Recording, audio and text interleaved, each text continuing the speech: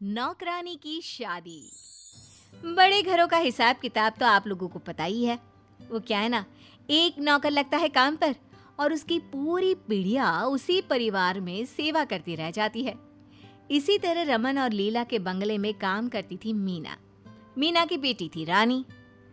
देखिए ना मैम साहब, रानी जिद करती रहती है, उसको अपना भी जन्मदिन मनाना है। बोल रही है रिंकी मैम साहब जैसे ही जन्मदिन मनाएगी वो। लीला को भी बच्ची पर प्यार आ जाता है। वो उसे हमेशा अपनी बेटी के कपड़े और खिलौने दिया करती थी। ठीक है ना, कोई बात नहीं। मीना, तू खाना बना लेना और रानी के दोस्तों को बुला लेना। मैं केक ऑर्डर कर दूंगी।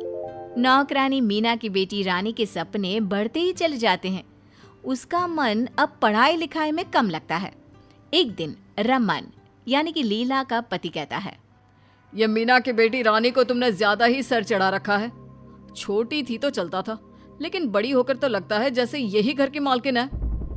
हाँ सही कह रहे हो।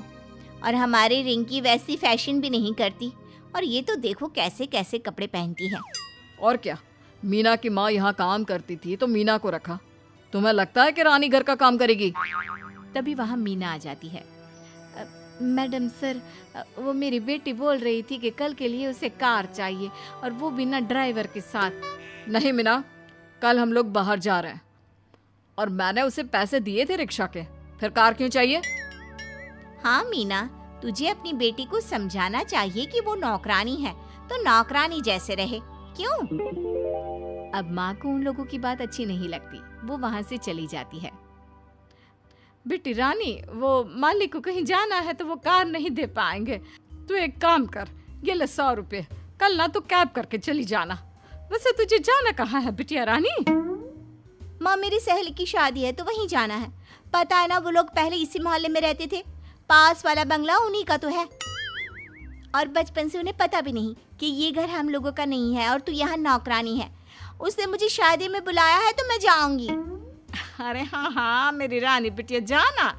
वैसे भी तू कहाँ लगती है नौकरानी की बेटी। जा मेरी बच्ची। हर माँ की तरह मीना भी रानी को मानती है।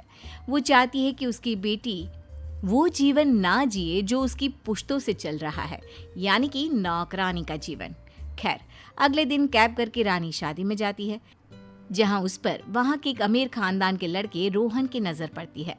वाह, कितनी प्यारी लड़की है। काश मेरी शादी इससे हो जाती। रोहन रानी के पास जाता है और उससे बात करता है। हेलो, मेरा नाम रोहन है। वो हीरा ज्वेलर का नाम सुना है ना? वही जो शहर के बड़े हीरा के व्यापारी हैं, वो मेरे पापा हैं। ओके, तो बताइए मैं आपके लिए क्या कर सकती हूँ? तुम मुझे बहुत अच्छी लगी हो। अगर तुम्हारी शादी तय ना हुई हो या तुम किसी और को पसंद ना करती हो तो मैं तुमसे शादी करना चाहता हूँ। रानी को रोहन की बात सुनकर लगता है कि जैसे उसकी तो लॉटरी ही लग गई। वो खुश हो जाती है। वैसे तुम बहुत हैंडसम हो, पर मैं ही क्यों? अरे कैसी बात कर रही हो, कितनी सुंदर हो तुम जानती हो, और ये ड्रेस तुम पर कितनी अच्छी लग रही है। रानी खुश हो जाती है। ठीक है, मैं भी तुमसे शादी करने के लिए तैयार हूँ। बाद में जब रानी घर चली जाती है तो उसके पेट में बटरफ्लाईज उड़ रही होती हैं। क्या बात है रानी, तू बड़ी खुश लग रही है। शादी में तेरी शादी फिक्स हो गई का? माँ, कुछ ऐसा ही समझ ले। माँ, ऐसे लड़के का शादी के लिए ऑफर आया है जिससे शादी करके हमारी आने वाली और जो चली गई वो सारी की सारी पुश्ते सोने चांदी नहीं बल्कि हीरे में खेलेंगी। माँ, मैं सच में बहुत किस्मत वाली हूँ अगर मेरी शादी रोहन से हो जाती है तो। रोहन? कौन है ये बेटा? पहले तो नाम नहीं सुना किसी रोहन का तेरे मुंह से। बस फिर क्या था, रानी माँ को सारी बात बता देती है कि कैसे रोहन नाम के लड़के ने उससे शादी करने को कहा है और उसने हाँ भी कर दिया है। हीरा व्यापारी, हीरा ज्वेलर? हे भगवान, उनकी तो दुकान में भी इतनी चमक है जितनी कि पूरे शहर में नहीं है। बेटे, मुझे नहीं लगता कि तेरी हकीकत जानने के बाद वो लोग तुझसे शादी करने को हाँ करेंगे। और बेटी, वैसे भी तू तो एक नौकरानी की बेटी है, ये कैसे भूल गई? रानी को माँ की बात ठीक लगती है। हाँ माँ, तू सही बोल रही है। मैं कल ही रोहन को सारी बात बता दूंगी। अगले रोज बंगले के बाहर एक लंबी सी कार में रोहन रानी को मिलने आता है। वो रानी को फोन करता है। रानी, मैं तेरे बंगले के बाहर खड़ा हूँ, जल्दी से बाहर आ जाओ। देखो रोहन, कल तुमने मुझे शादी के लिए कहा तो मैं बहुत खुश हो गई और हाँ भी कर दिया, लेकिन मैं वो नहीं जो तुम मुझे समझ रहे हो। तुम क्या बोल रही हो? मेरी तो कुछ समझ में नहीं आ रहा। रानी बाहर जाती है, कार में बैठती है और रोहन को सारी बात बता देती है। अच्छा रोहन, बाय, मुझे माफ कर देना। रानी कार से उतरने ही वाली होती है कि रोहन उसका हाथ पकड़ लेता है। सुनो, मैं कल मम्मी पापा को लेकर आऊंगा, तुम तैयार रहना। रोहन चला जाता है और रानी घबराई सी घर के अंदर आती है और सारी बात माँ को बताती है। अरे बेटा ठीक है ना, मैं मैडम जी से बात करती हूँ कि कम से कम कल उन लोगों के उठने बैठने का प्रबंध अपना ड्राइंग रूम में ही करा दे। ठीक है माँ, तुम जैसे सही समझो। अगले रोज लीला को रानी की माँ सारी बात बता देती है, जिसे सुनते ही क्या बात कर रही है? हीरा ज्वेलर के मालिक हमारे बंगले में, वो भी रानी के रिश्ते के लिए? हाँ हाँ मालकिन, विश्वास तो खुद हम लोगों को भी नहीं हो रहा, लेकिन देख लेते हैं। बाकी हर लड़की का भाग्य तो ऊपर वाला ही लिखता है ना। शाम को रोहन अपने माता पिता के साथ आता है। साथ में ढेर सारे तोहफे और फल मिठाई लेकर आता है। आप लोगों का नाम तो पूरे शहर में बहुत है।